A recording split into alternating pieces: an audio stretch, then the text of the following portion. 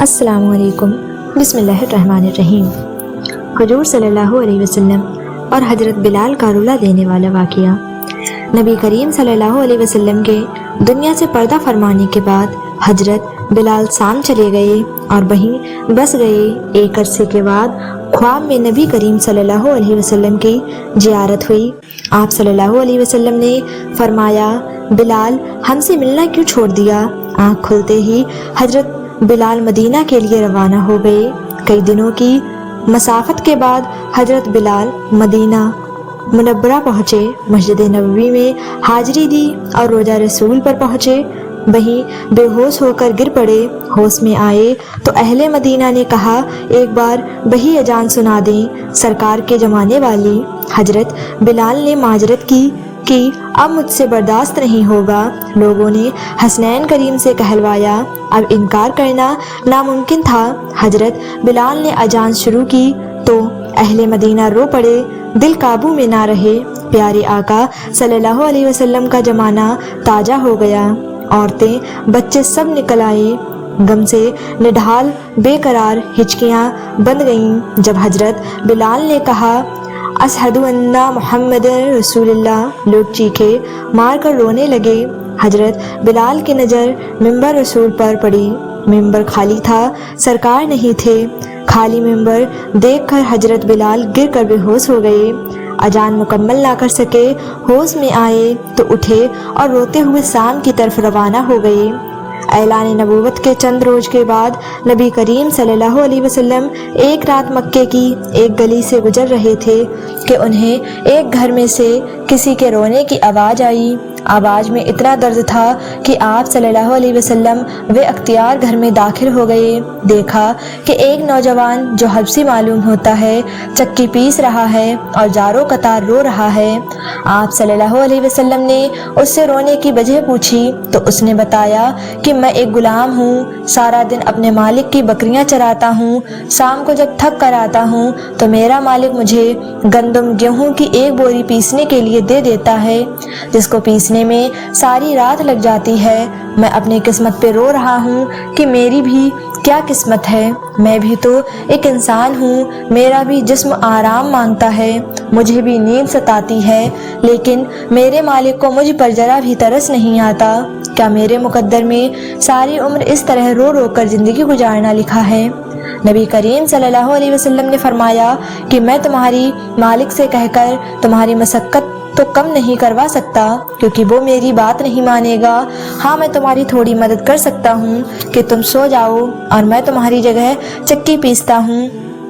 وہ غلام ہوا اور شکریہ ادا کر کے سو گیا۔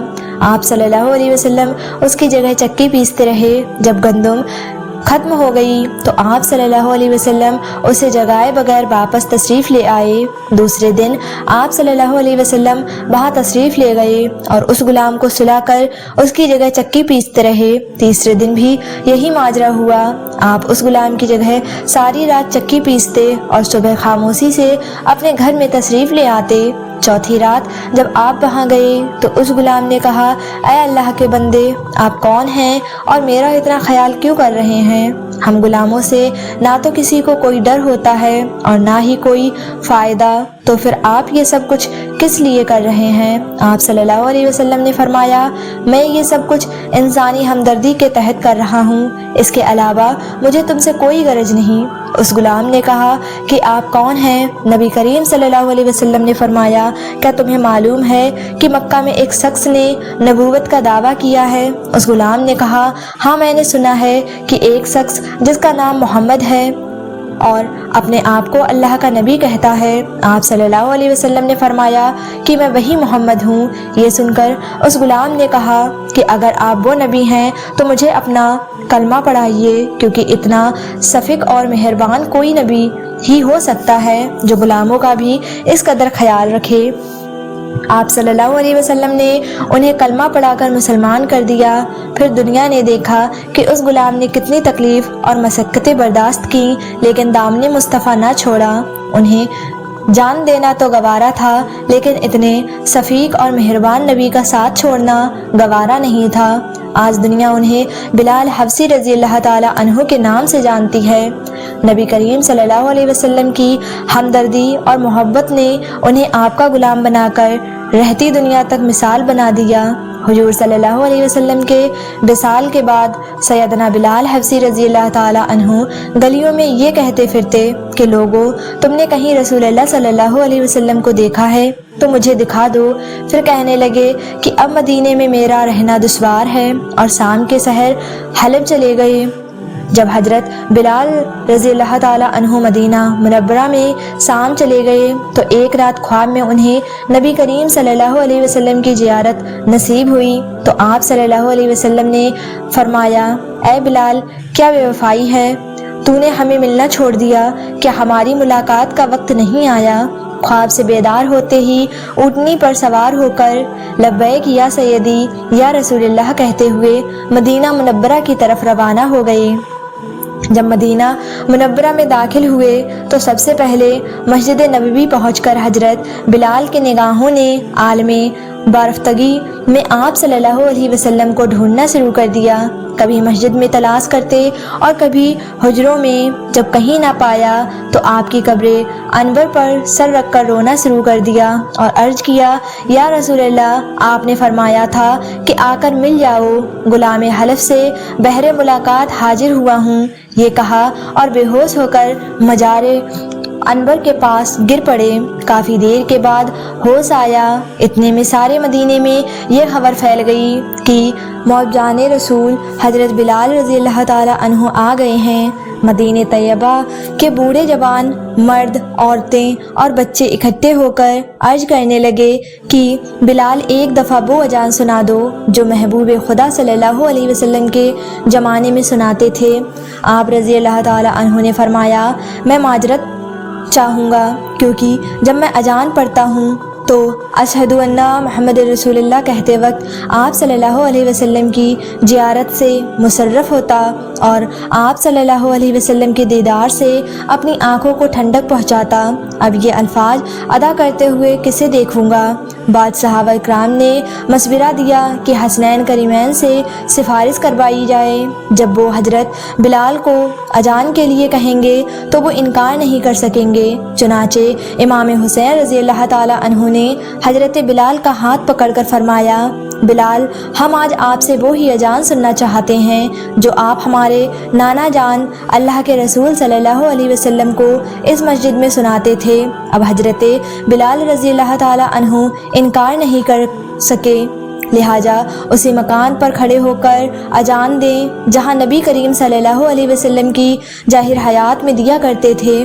بات کی کیفیت کا حال تو کتب سیر میں یوں بیان ہوا ہے، جب آپ رضی اللہ تعالیٰ عنہ نے بآواز بلند اللہ اکبر کہا تو مدینہ منورہ گونج اٹھا۔ آپ جیسے جیسے آگے بڑھتے گئے جذبات میں اضافہ ہوتا گیا۔ جب اشہد ان لا الہ الا اللہ کے کلمات ادا کیے، گونج میں مزید اضافہ ہو گیا۔ جب اشہد ان محمد رسول اللہ کے کلمات پڑھے تو تمام لوگ حتیٰ کہ پردہ نشین خواتین بھی گھروں سے باہر نکل آئیں۔ گریہ جاری کا عجیب عالم تھا۔ لوگوں نے کہا، رسول خدا صلی اللہ علیہ وسلم تشریف لے آئے ہیں۔ آپ صلی اللہ علیہ وسلم کے وصال کے بعد مدینہ منورہ میں اس دن سے زیادہ رونے والے مرد و جن نہیں دیکھے گئے۔ علامہ اقبال اذان بلال رضی اللہ تعالیٰ عنہ کو ترانۂ عشق قرار دیتے ہوئے فرماتے ہیں، اذان اجل سے تیرے عشق کا ترانہ بنی، نماز اسی کے نظارے کا ایک بہانہ بنی۔ نبی کریم صلی اللہ علیہ وسلم سیدنا حضرت بلال حبشی کائنات کی وہ پہلی عظیم و مقدس ہستی ہیں جن کو دنیا کے پہلے مؤذن ہونے کا اعلیٰ شرف حاصل ہوا۔ اللہ کے رسول نے خود ارشاد فرمایا کہ بلال کس قدر اچھا آدمی ہے، وہ تمام مؤذنوں کا سردار ہے۔ آپ کے والد رباح اور والدہ حمامہ عرب کی ایک قبیلے کے غلام تھے۔ یہ سرزمین عرب کا وہ تاریخ دور تھا جب انسان کی اخلاقی بستیوں کی گہرائیوں میں گرا ہوا تھا اور اس پر گمراہی مسلط تھی، اور اس دور جہالت میں سب سے مظلوم طبقہ غلاموں کا تھا، جسے بنیادی انسانی حقوق تو ملنا بہت دور کی بات، سکون سے اپنی زندگی گزارنے کا بھی حق نہیں تھا۔ سیدنا حضرت بلال امیہ بن خلف کے غلام تھے وہ اپنے آقا کی بکریاں چرانے پہاڑوں پر جایا کرتے تھے، اور ایک دن آپ کا گزر غار حرا کی طرف سے ہوا جہاں رسول کریم صلی اللہ علیہ وسلم اپنے یار غار سیدنا حضرت ابو بکر صدیقی کے ساتھ تشریف فرما تھے۔ اللہ کے رسول غیب داں نے اس حبشی نوجوان کو دیکھا تو اپنے پاس بلا کر فرمایا، میں اللہ کا رسول ہوں، تمہاری اسلام میں متعلق کیا رائے ہے؟ سیدنا حضرت بلال حبشی تو رسول کریم صلی اللہ علیہ وسلم کے جات سے پہلے ہی متاثر ہو چکے تھے۔ پھر آقائے کونین کا دلکش انداز گفتگو تو حضرت بلال کے منہ سے نکلا، میں آپ کے دین کو اچھا پاتا ہوں۔ یہ کہہ کر حضرت بلال واپس لوٹ گئے، مگر ان کا دل وہیں حضور کی طرف رہ گیا۔ دوسرے دن پھر بکریوں کو وہیں لے کر پہنچے۔ نبی کریم صلی اللہ علیہ وسلم کی اور زیادہ باتیں سنی تو دل اور بھی بے قرار ہو گیا۔ جو سچائی آپ کے قلب پر اسلام کی صورت میں پہلے ہی بدیت کر دی تھی، وہ دین اسلام کی صورت میں سامنے آ گئی، اور آپ نے اسلام کی پکار پر لبیک کہتے ہوئے کلمہ شہادت پڑھا، حضور کی غلامی کی سند حاصل فرمائی، آپ مرید ہو کر اسلام کی دولت سے مالا مال ہو گئے۔ اس وقت سیدنا حضرت بلال کی عمر مبارک 28 برس تھی۔ آپ ان پہلے 7 خوش نصیبوں میں سے ہیں جن کے لیے اسلام نے اپنے دروازے کھول دیے۔ یہ اسلام کا اولین دور تھا۔ حضور پاک صلی اللہ علیہ وسلم کے حکم سے فی الحال راجداری سے اسلام کی تبلیغ فرما رہے تھے، لیکن اسلام کا منفرد اور پاکیزہ رنگ زیادہ عرصے تک کفار مکہ میں پوشیدہ نہ رہ سکا۔ انہوں نے جلد ہی محسوس کر لیا کہ ان کے بعض ساتھیوں، خاص طور پر غلام اور خواتین میں تبدیلی آ گئی ہے۔ امیہ بن خلف کو جلدی سے خبر مل گئی تھی کہ اس کا غلام بلال نبی کریم صلی اللہ علیہ وسلم کا غلام بن گیا ہے، اور اس کا شمار آپ کے ساتھیوں میں ہوتا ہے۔ اس جرم کی باداس میں امیہ نے سیدنا حضرت بلال حبشی پر جرم و ستم کے پہاڑ گرانا شروع کر دیے۔ حرا کی یہ زمین اپنی گرمی کی وجہ سے بہت مشہور تھی، جو دھوپ میں تاوے کی طرح گرم ہو جاتی تھی۔ امیہ حضرت بلال کو تاوے کی زمین پر لیٹاتا اور آپ کے سینے پر بھاری پتھر رکھ کر آپ کو دہکتے ہوئے انگاروں پر لیٹا دیتا۔